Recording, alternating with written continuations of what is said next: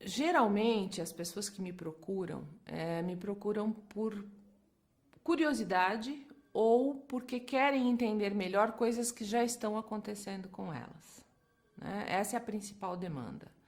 As pessoas têm curiosidade a respeito da mediunidade muitas vezes, mas não querem o vínculo religioso. Elas querem estudar a mediunidade sem ter que se vincular a uma casa, ou a uma doutrina, ou a uma linha religiosa. Elas querem estudar o fenômeno e não uma doutrina. Não dá para você falar de mediunidade sem entender o histórico da coisa. A gente precisa entender como a mediunidade foi acontecendo para o ser humano ao longo da história. Isso é muito importante até para nós entendermos os preconceitos que existem hoje com relação ao fenômeno mediúnico, né? Então, tem vários aspectos históricos que precisam ser trazidos, contextualizados, para a gente entender algumas visões, alguns mitos, inclusive, que a gente tem, algumas crenças que a gente tem a respeito da mediunidade.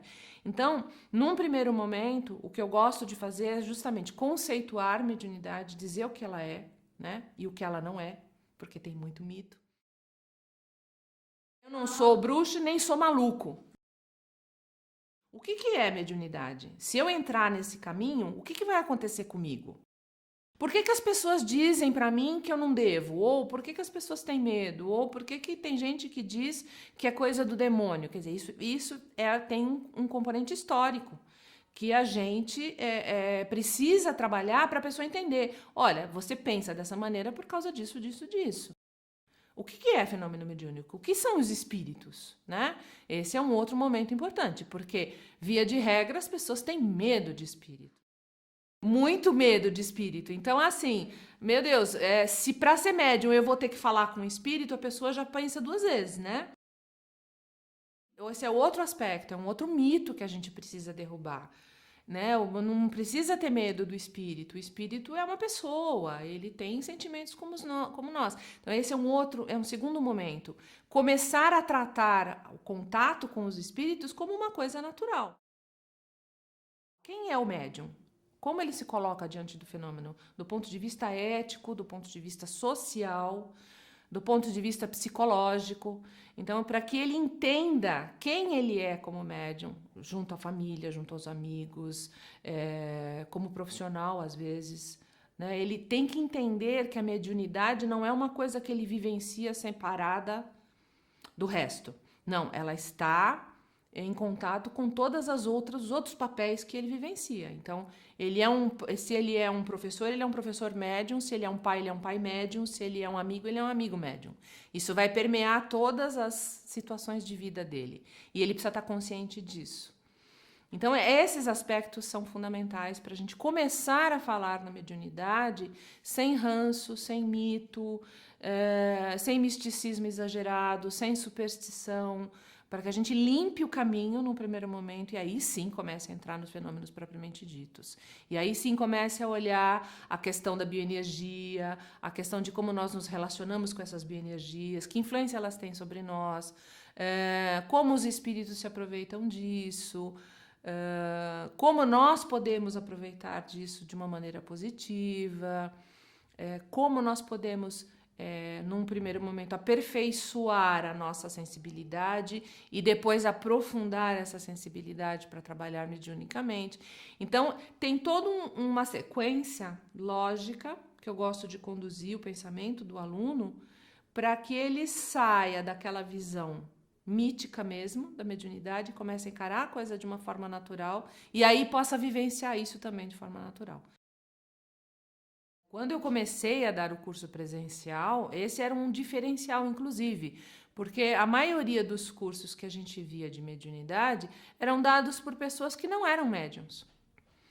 Então, isso passou a ser um diferencial, inclusive. Quer dizer, eu trazia a minha experiência dentro da mediunidade para as pessoas. Então, eu não me limito a dar a teoria nem dar o que está no livro. Eu vou falar daquilo que eu vivenciei, daquilo que eu vi, daquilo que eu senti, o que foi bom para mim, o que não foi. Claro que muitas vezes talvez isso não sirva para todo mundo, mas eu acho que é um grande condutor, é um grande norteador do trabalho. Então as pessoas se identificam com isso. Puxa, ela também passou por isso. Ela sabe do que eu estou falando. Quando eu falo de uma determinada coisa, né, a pessoa ouve, ela se identifica com, nossa, eu também sinto isso. Eu também já vi isso. Então esse aspecto torna o curso uma coisa muito mais tranquila, porque o aluno se sente à vontade para perguntar aquilo que ele está vivenciando, porque ele está vendo isso em mim. A mediunidade deixa de ser idealizada. Ela não está distante, ela é algo próximo. Então, uma coisa que é muito importante é colocar para o aluno que ele também pode vivenciar tudo isso que eu estou vivenciando. É uma questão de aprender, que eu só sei mais porque eu cheguei primeiro, né? Então, eu cheguei primeiro, eu tenho obrigação de saber mais. Pelo menos em tese, né? Mas se ele continuar estudando, ele também vai chegar ao ponto que eu cheguei e talvez até me ultrapasse, o que é muito legal. Então, não é uma coisa distante de ninguém. Qualquer pessoa pode vivenciar, desde que se dedique, desde que estude, desde que seja o caminho dela, né? Então, eu acho que essa vivência pessoal enriquece nesse sentido. Eu não estou falando de forma teórica, eu estou falando de prática, eu estou falando de vivência mesmo. É onde eu me realizo, exatamente. É onde eu me sinto totalmente em casa. Eu comecei por convite numa casa espírita. Me convidaram para ser assistente de uma outra pessoa que já estava dando curso mediúnico. E à medida que eu comecei a dar as aulas, eu percebi que a minha vivência enriquecia muito o trabalho, que eu podia falar de cadeira, a outra pessoa não era médium. Então, e aí eu comecei a trazer as experiências e eu percebi que isso ajudava muito as pessoas. E eu sempre fui uma pessoa que gostou muito de estudar. Isso também é uma outra característica minha. Então, eu não me contento em falar de ouvir dizer. Eu vou atrás. Será que é isso mesmo? Será que acontece dessa forma comigo também? Será que não existe uma outra maneira? Então, eu vou atrás. E isso também... Eu acabava trazendo conhecimentos que ajudavam, né? E eu percebi... Aí sim, aí eu percebi que as pessoas se beneficiavam muito com isso que eu fazia. Então não foi um caso pensado, vou dar aula de mediunidade. A coisa aconteceu. E a hora que aconteceu, eu percebi que tinha um potencial gigantesco para acontecer ali. E eu me debrucei nesse potencial e me dediquei. Eu falo de mediunidade de uma maneira aberta, sem vínculo religioso, né, tratando a mediunidade como algo natural, desfazendo os mitos, limpando qualquer superstição, qualquer misticismo exagerado que haja em torno disso, trabalhando a mediunidade também do ponto de vista psicológico. Então, tudo isso, até hoje eu não vi ninguém fazendo, né? Não sei se tem, mas eu ainda não vi ninguém fazendo algo parecido. A maior riqueza que eu vejo do trabalho que a gente acaba fazendo é eles se apropriarem do próprio potencial.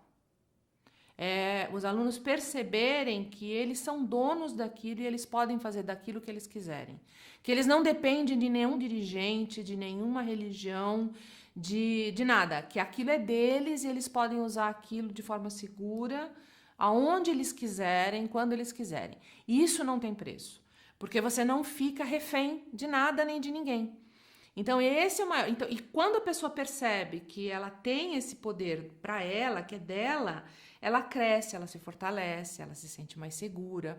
E isso não tem. Porque então, não é só um trabalho espiritual, é um trabalho também psicológico. A pessoa chega cheia de dúvidas, cheia de medo, às vezes até com vergonha, muitas vezes.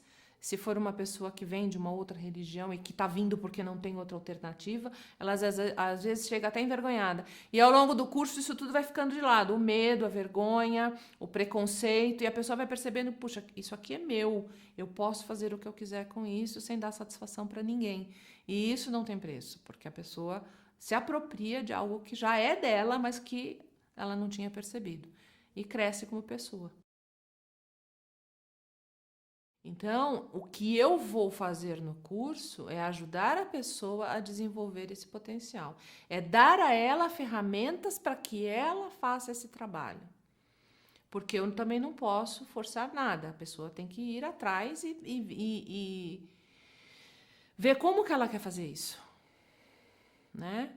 E então eu dou as ferramentas, eu ofereço, olha, tem ferramenta A, B e C, veja qual é a ferramenta que funciona melhor para você e use essa ferramenta. Qual é o teu potencial? Descubra você qual é o teu potencial. Como que o fenômeno acontece com você? Qual é a melhor forma que você vê no fenômeno para você? O que faz sentido? Eu dou as ferramentas e as pessoas vão experimentando as ferramentas e escolhendo aquelas que fazem mais sentido para elas. Tomar consciência. Quem sou eu como médium ou como sensitivo? Que habilidades eu tenho? Para então me apropriar disso e passar a trabalhar em cima disso. E não ficar na fantasia. Ah, eu quero incorporar. Se você não for um médium de incorporação, você não vai incorporar. E se você ficar nessa expectativa, você vai se frustrar. E o que é pior, por causa da frustração, você não vê outros potenciais que você tem. Hoje, quem não fala com a tecnologia, não conversa com a tecnologia, não conversa com o mundo, né? É uma demanda muito grande. Eu recebia constantemente contato de pessoas que queriam o curso online porque não tinham a possibilidade de fazer o curso presencial, ou por distância, ou por motivos de trabalho. Então, as pessoas me pediam muito o curso virtual. Grande parte desse conhecimento ele pode ser passado por via virtual, porque são experiências minhas que eu posso contar, que eu posso esclarecer, que eu posso explicar. Posso ensinar aonde encontrar outras informações, posso ensinar algumas práticas mais simples para que as pessoas testem a sua sensibilidade. Então, isso, e posso, no contato virtual, eu posso trocar com as pessoas também informações, conhecimentos, experiências, que de outra forma fica muito truncado. Então, o presencial para as pessoas que podem comparecer e o virtual para que as pessoas que não podem estar comigo ali de forma mais direta, mas que elas também tenham acesso a esse conteúdo.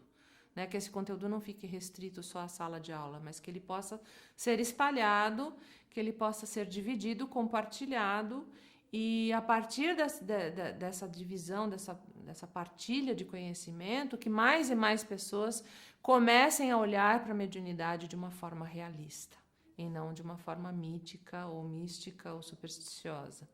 Essa é a minha principal bandeira com o curso virtual.